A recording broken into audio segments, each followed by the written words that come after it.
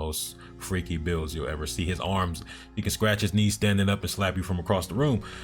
Joshua has what I would classify as car crash power, meaning as he lands, it looked like Usyk got in a car crash. His ponytail whips back and forth, his whole body jars, he gets slightly lifted off of his feet, his neck tenses. Fury can land power punches. So that's why I think that combo is going to be so crucial, because Fury throws it so much.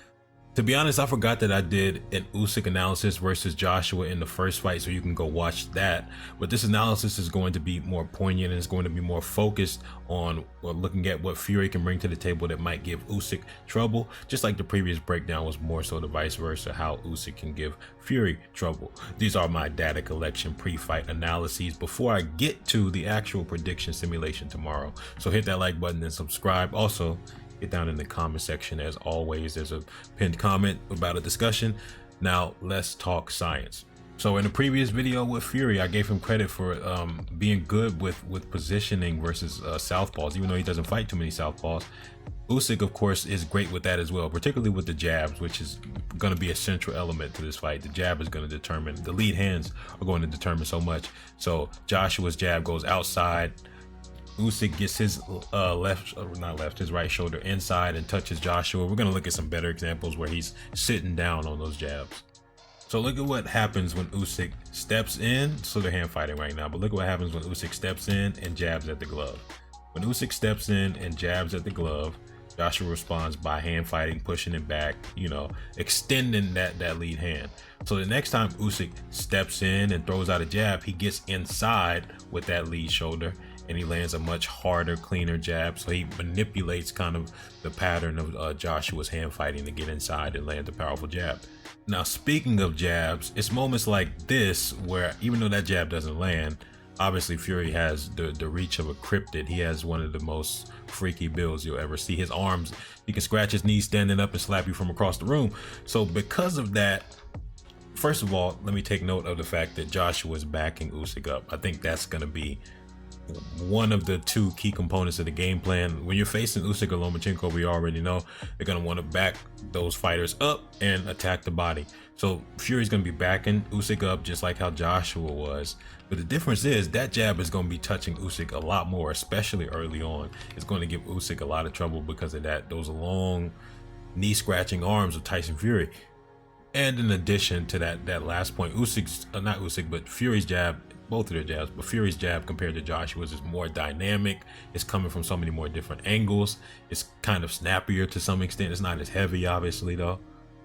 Now, as Joshua is closing the distance, he keeps level changing, getting down, and he's looking for something in particular. What is he looking for? Well, he's finna see it in a second. You're gonna see exactly how he reacts. He's waiting, he's waiting, he's waiting. So am I. He's waiting, he's waiting, he's waiting. And then Usyk throws out that lead hand, that jab. Now that's what Joshua was trying to time. There's a lot of discussion about how is Big Fury about the same size as Anthony Joshua, because Fury's like 6'7", 6'8", and Fury and Joshua's like 6'6", so it's going to be a similar issue. How is Fury going to get down to the level of Usyk and attack that body? Well, it's all going to be kind of timing off of that lead hand and the motion of Usyk. We'll talk more about the footwork, because that's one of the, if there's three things that are important when dealing with Usyk, you got to deal with the lead hand, you got to deal with the footwork, and we'll talk about the third thing at the very end of the video. But yeah, that body attack is going to be crucial because Usyk is a poke evolved version of Lomachenko, and you got to get underneath that high guard of theirs, and you got to cut off their movement trajectory. And we're going to talk about that in a few minutes, so stick around. Now, when people think of the Usyk Lomachenko style, they think of the lateral movement, going around horizontally. But that's obviously going to give Fury trouble because he never had to deal with somebody that's moving around like that. And the other thing is the in and out movement, the forward backwards. So as he steps in, throws across to the body, Joshua makes a big jump back, and Fury's going to run into a similar problem that Joshua's, no pun intended, going to run into as well. And it's going to be the timing of that in and out movement, the rhythm.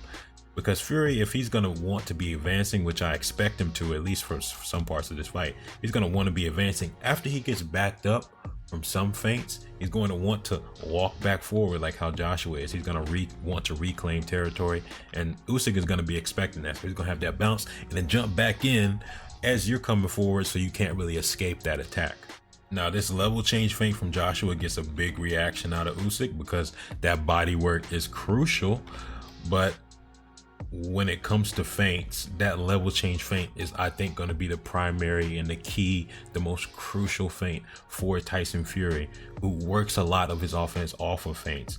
And you see Joshua do something very similar right there. And notice the shot selection. It's not a hook, it's a cross.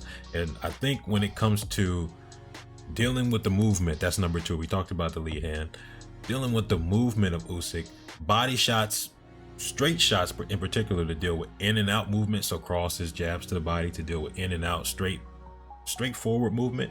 And then as he's moving laterally, looping shots. We'll look at an example of that later on as well.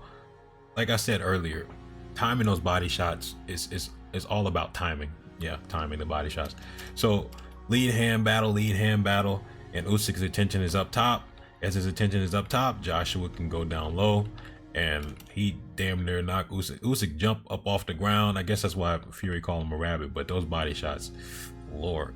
And part of the issue here is getting in and out of this level change position that Joshua is in without getting punished. And as the fight progresses, Usyk is going to punish Fury or Joshua in this particular fight for getting in that position. So we talked about straight punches for the in and out movement. Here's an example of the looping punches, the horizontal punches for horizontal lateral movement. Now that lead hand of Usyk is his remote control. That's how he controls the fight, and it's his primary weapon. So if Fury's not doing a good job of punishing that, like how Joshua tries to do here with a good uppercut, and then this follow-up shot is going to be very important later.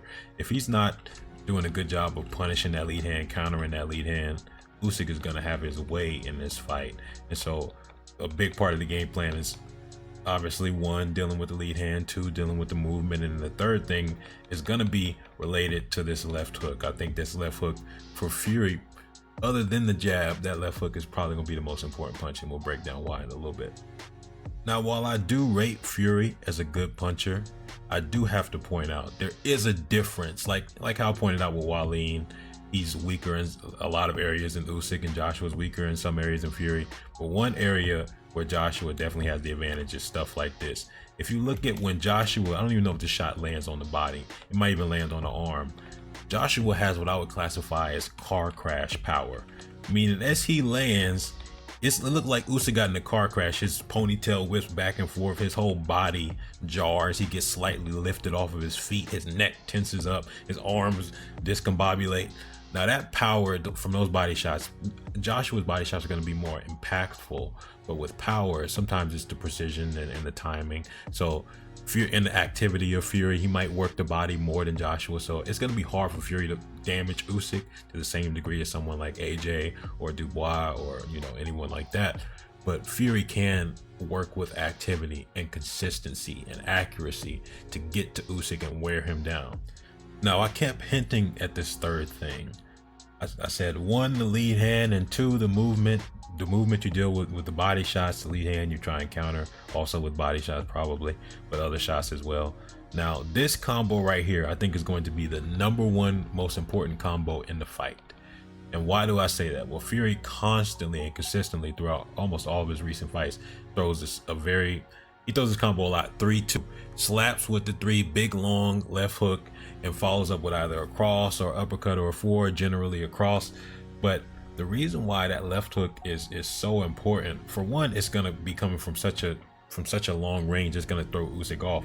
For two, if you think stylistically what Usyk is bringing to the table, the lead hand is very problematic, the movement is very problematic, also his feints and head movement.